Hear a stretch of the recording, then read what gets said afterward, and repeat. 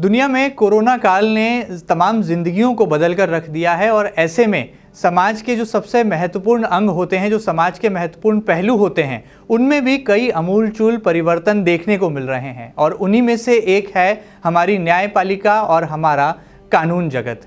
कैसे इस कोरोना काल ने कानून जगत के तमाम महत्वपूर्ण पहलुओं में बदलाव लाकर रख दिया है और आने वाले कल में जब तक ये कोरोना काल चलने वाला है, हमें कौन सी विशेष सावधानियां बरतनी होंगी और क्या वाकई में आने वाले दिनों में हम ई कोर्ट की तरफ कदम बढ़ा सकते हैं। तमाम महत्वपूर्ण विषयों पर बात करने के लिए आज एमपी न्यूज़ के स्टूडियो में खास मेहमान हमारे साथ मौजूद हैं। इंदौर की बेंच के सबसे युवा additional advocate general Shri Pushyamitra Bhargava ji. Bhargava ji, आपका बहुत बहुत स्वागत है। पुष्यमित्र भार्गव जी का चेहरा यूं तो जाना पहचाना है, लगातार सामाजिक सरोकार को लेकर वो अपनी आवाज़ भी बुलंद करते हैं और संस्था संघमित्र के जरिए उनकी सशक्त भागीदारी सामाजिक विकास में देखने को मिलती है और कानून जगत में भी वो अपनी एक अलग अमिट पहचान रखते हैं। सबसे पहले भार्गव जी, इस कोरोना काल ने कानून जगत को कितना बदला है, आपकी ज़िंदगी को कितना बदला है, आपके पेशे में क्या कुछ परिवर्तन आप महसूस कर पा रहे हैं? कोरोना महामारी और संकट के इस दौर में न्यायपालिका में जो काम पिछले 15-20 सालों से लंबित था, वो काम हो गया। सुप्रीम कोर्ट, हाई कोर्ट्स बड़े लंबे समय से इस प्रयास में लगी हुई थी कि ई फाइलिंग और ई हियरिंग का काम शुरू हो। पब्लिक डोमेन में लोगों को हियरिंग, अपने मुकदमे की या दूसरे के मुकदमे की हियरिंग सुनने का अवसर मिले। तो इस चुनौती को न्यायपालिका ने और हम सब ने अवसर मानकर सुप्रीम कोर्ट में भी, हाई कोर्ट में भी और यहाँ तक कि जिला न्यायालयों में भी ई फाइलिंग और ई हियरिंग का काम शुरू हुआ। और आपको मानकर और सब लोगों को जानकर इस बात से खुशी होगी कि देश भर में लाखों लोग इस सुनवाई के कारण जेल से भी छूटे हैं और कई ऐसे गंभीर मुकदमे जिन्हें उन्हें त्वरित न्याय की आवश्यकता थी। जैसे कहा जाता है कि न्यायालय के द्वार कभी बंद नहीं हो सकते, तो कोरोना के संकट में भी नियमित ऑनलाइन हियरिंग हुई और लोगों को न्याय मिला है। चलिए, बड़ी बात है। ई हियरिंग का एक जो नया कॉन्सेप्ट है, इसने ज़रूर कानून जगत में एक कहना चाहिए कि गतिशीलता भी लाई है। और जैसा कि आपने कहा कि कानून के दरवाजे या द्वार कभी बंद नहीं होते, न्याय जिससे मिलना है उससे मिलकर ही रहेगा। कोरोना की तमाम चुनौतियों के बावजूद भी सावधानियां रखते हुए कानून जगत में इसी तरह से कदम आगे बढ़ाए जा रहे हैं। खास तौर पर मैं बात करूंगा, आपका जो पेशा है ये बहुत संवेदनशील माना जाता है, बहुत महत्वपूर्ण अंग जो है समाज का माना जाता है। कैसे सावधानियां बरती जा रही हैं? कोर्ट परिसर में क्या खास ख्याल रखा जा रहा है? और चूंकि आप एक ऐसे जिम्मेदार ओहदे पर हैं जहां पर लगातार आपको जो है अपनी पेशी के दौरान, अपनी तारीख के दौरान अपना पक्ष रखने के लिए मौजूद रहना होता है, तो क्या बदलाव इन दिनों आप देख रहे हैं और क्या एहतियात बरता जा रहा है कानून जगत में? कोरोना संकट आने के बाद कुछ ही समय में ऑनलाइन हियरिंग कराने का निर्णय लिया गया। और जब इस बात का निर्णय हुआ तब चूंकि ई फाइलिंग को उसका तरीका माना गया, एक बात अच्छी थी कि इसके पहले से हमारे हाई कोर्ट्स में फाइलें स्कैन होकर ई फाइल के रूप में अवेलेबल थी। तो जो भी लॉयर केस फाइल करता था, सामने वाले पक्ष को ईमेल से उसकी फाइल भेजी जाती थी, ईमेल से ही जज साहब के पास भी फाइल होती थी। तो न्यायमूर्ति गणों ने अपने घर से बैठकर इस नई तकनीक का उपयोग कर लेकिन फिर कुछ समय बाद लगा कि कोर्ट के दरवाजे भी खुल सकते हैं, तो प्रॉपर सोशल डिस्टेंसिंग का पालन करके जिन वकीलों के आवश्यक केस लगे हैं उनको अनुमति देकर इसमें सुनवाई की है। उसी प्रकार से अगर आप महाधिवक्ता कार्यालय की बात करें तो सबसे बड़ी अहम भूमिका होती है एक शासकीय अभिभाषक के कार्यालय की कि वो जमानत के प्रकरण में सुनवाई के लिए थाने से केस डायरी बुलवा ले। मैं आपको एक उदाहरण से ये बात कहना चाहूँगा। कोरोना संकट के पूर्व एक मुकदमे में हमने जज साहब से ये आग्रह किया कि इस केस में गलत तरीके से और झूठे प्रकरण में इस व्यक्ति को फंसाया गया है, तो आप आज ही ईमेल से या फैक्स से इसकी केस डायरी बुलवाइए। तब पूरे न्यायालय में और अभिभाषकों में हमारे इस प्रेयर पे, इस प्रार्थना पे एक अजीब सा माहौल था कि क्या ईमेल से डायरी आ सकती है। तो कोरोना के संकट में जब जमानत के प्रकरणों की सुनवाई हुई और महाधिवक्ता कार्यालय में हमने पुलिस प्रशासन के साथ मिलकर ईमेल से केस डायरी बुलवाई उसको PDF फॉर्म में व्हाट्सएप पर अपने शासकीय अधिवक्ताओं के मोबाइल पे भेजा और उन्होंने शासन का पक्ष रखा।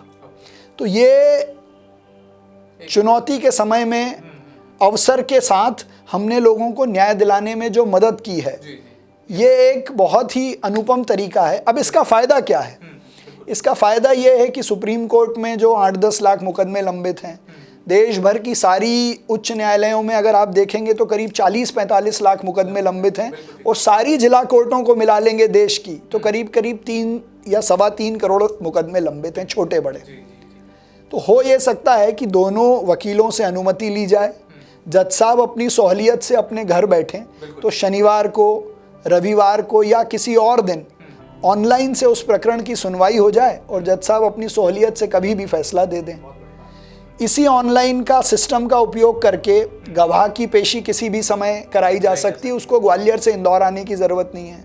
जेलों में बंद जो आरोपी हैं वो वीडियो कॉन्फ्रेंसिंग के माध्यम से अपनी उपस्थिति दर्ज करा सकते हैं। तो मुझे लगता है कि ये इतना अच्छा माध्यम है इस देश में प्रकरणों की पेंडेंसी को खत्म करने का और सुलभ और जल्दी न्याय दिलाने का। बहुत बड़ी बात है। देश के प्रधानमंत्री नरेंद्र मोदी ने भी कहा था कि इस आपदा को यदि देशवासी एक अवसर बनाते हैं तो ज़रूर भारत जो है पूरे विश्व में एक अलग जो है अपनी अमिट पहचान बना सकता है, एक अनूठा जो है उपक्रम यहाँ पर शुरू किया जा सकता है, और कुछ ऐसा ही कानून जगत में किया जा रहा है। चूँकि सबसे युवा हैं इंदौर बेंच में और एडिशनल एडवोकेट जनरल जैसी महत्वपूर्ण जिम्मेदारी को निभा रहे हैं, लिहाजा चुनौतियाँ भी यहाँ पर बहुत सारी हैं। भार्गव जी, एक मेरे जहन में सवाल था, पिछले दिनों हाईकोर्ट में कुछ कोरोना पॉजिटिव केसेस की बात सामने आई थी, उसके बाद एहतियात बरता गया। क्या उस समय ऐसा कभी मन में ख्याल आया या ऐसा कोई इस कोरोना काल में आपके समक्ष ऐसी कोई चुनौती आई जब लगा कि यदि ज़रा सी सावधानी से हम दूरी बना लें या ज़रा सी चूक हो जाए तो बड़ा जो है उसका खामियाजा भुगतना पड़ सकता है? तो क्या कभी आपके दौरान, आपके इस कोरोना काल के दौरान कोई ऐसा अनुभव आपके साथ भी हुआ या आपको कोई ऐसा वाक़या याद है जो आप दर्शकों से साझा करना चाहेंगे?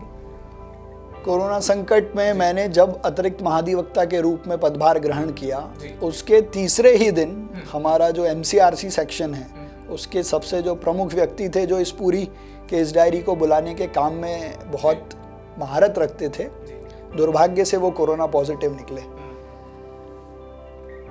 पूरे स्टाफ की जब हमने टेस्टिंग कराई तो एक व्यक्ति और उसमें कोरोना पॉजिटिव निकले, लेकिन बिना घबराए सब लोगों को साथ लेकर 50% स्टाफ की वर्किंग के साथ हमने काम किया, प्रॉपर सोशल डिस्टेंसिंग का पालन करके।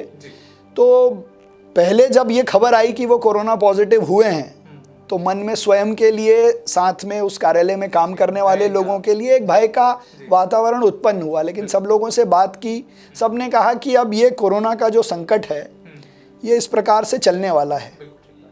न्यू नॉर्मल की जो हम बात कर रहे हैं उसमें जब तक वैक्सीन नहीं आएगा तब तक अब कोरोना पॉजिटिव और नेगेटिव आने जाने का ये सिस्टम क्रम चलता रहेगा।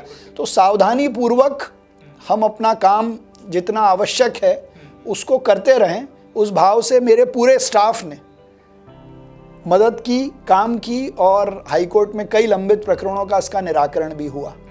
चलिए, बहुत बड़ी बात है। बहरहाल यहाँ पर सावधानी बहुत रखना ज़रूरी है, फिर वो चाहे कोई सा भी पेशा हो, कोई सा भी जगत हो, और कानून जगत में भी कुछ ऐसे ही एहतियात और सावधानियाँ लगातार बरती जा रही हैं।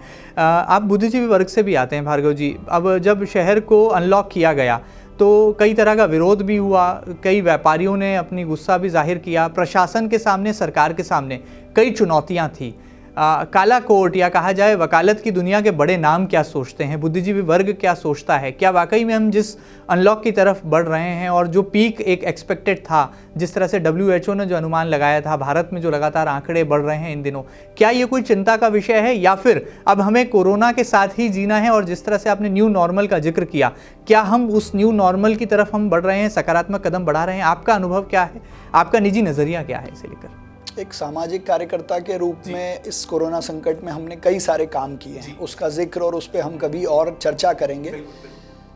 लेकिन मुझे ऐसा लगता है कि ये दुनिया के लिए एक नए प्रकार का और तुरंत आया हुआ संकट था, जिसकी ना तो हमें जानकारी थी, और शुरुआती दौर में अप्रैल के अंत तक तो हम ये भी नहीं समझ पाए कि हमें युद्ध लड़ना कैसे और लड़ना किससे। अदृश्य दुश्मन था। जब हमको ये समझ में आया कि ये इससे लड़ाई कैसे लड़ी जाएगी, तो हमने उस तरीके से अपनी लड़ाई को शुरू किया, क्योंकि शासन प्रशासन के लिए एक नई चुनौती थी, नए प्रकार की चुनौती थी। फिर भी इंदौर के सभी बुद्धिजीवी लोगों ने, उसमें विशेषकर चिकित्सकों ने और अभिभाषकों ने और हर वर्ग ने जितना सहयोग किया, नियमों का और आदेशों का पालन किया, उससे शुरुआती दौर में हम इस चुनौती से लड़ने के लिए संसाधनों की व्यवस्था कर पाए। उदाहरण के लिए यदि 3-4 हज़ार 5 हज़ार मरीज एक साथ आपको भर्ती करने हों, तो आज हमारे पास उसकी व्यवस्थाएं हैं। लॉकडाउन खत्म करने के बाद अनलॉक 1-2 के जिस फेज में हम हैं, ये वो दौर है जिसमें हर व्यक्ति की अब निजी जिम्मेदारी है कि वो अति आवश्यक काम के लिए ही घर से निकले। लॉकडाउन अब किसी समस्या का हल नहीं है। व्यापार का और बाजार का बंद करना या बंद होना, ये कोरोना की लड़ाई में कितना सार्थक होगा ये कहना अभी बड़ा मुश्किल है, लेकिन आर्थिक रूप से हमको ज़रूर कमज़ोर करेगा। तो हमारे जितने वरिष्ठ अभिभाषक हैं या हम सब अभिभाषक साथियों ने भी नियमों के पालन के साथ इस जनजागरण के काम में बहुत बड़ी भूमिका निभाई है। उसके कई सारे उदाहरण भी हैं। इवन अभिभाषक साथियों ने समाज के कई सारे वर्ग जिनको इन चीज़ों की आवश्यकता थी, चाहे वो राशन पहुंचाने का काम हो, कई हॉस्पिटल्स में PPE kit, hand gloves, sanitizers उपलब्ध कराने का काम अभिभाषक साथियों ने किया है।